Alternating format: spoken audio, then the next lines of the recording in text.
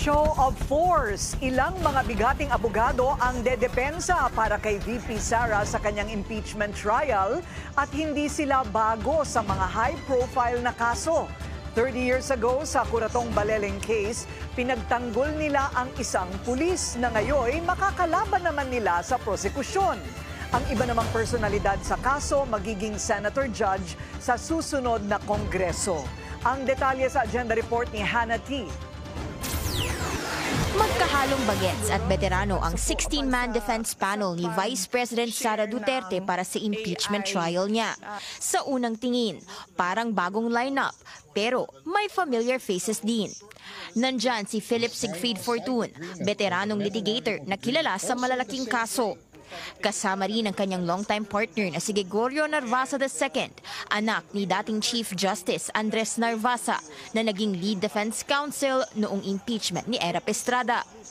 Hindi lang sila, kabilang din ang ilang bigatin sa litigation, gaya ni Sheila Sison na matagal nang lumalaban sa Sandigang Bayan at criminal cases. Pero bukod sa mga veterano, lumilinya na rin ang new generation sa legal arena. Marami sa kanila bago sa bar, galing sa top universities at may mga natatanging background sa debate, litigation at human rights work.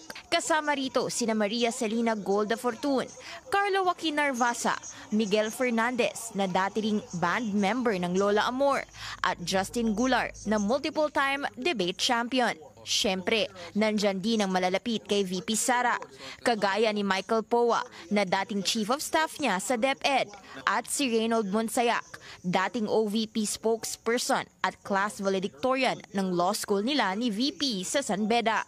Ang 16 na abogado nagsumite ng entry of appearance na ad coetelam kahapon sa Senate Secretary. May agam-agam dito si Senate Minority Leader Coco Pimentel.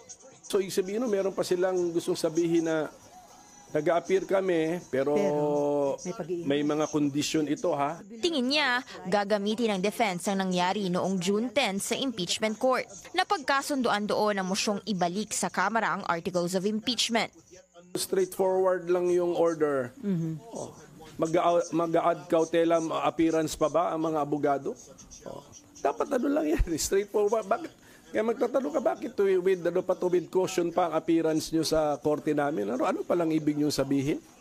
Paliwanag ni Senate Impeachment Court spokesperson Attorney Reggie Tonggol, inaasahan na nilang maghahain ng argumento ang defense team para i-dismiss ang kaso. Sinubukan ng Bilyonaryo News Channel kumuha ng pahayag mula sa mga abogado ni VP Sara, pero hindi raw muna sila haharap sa media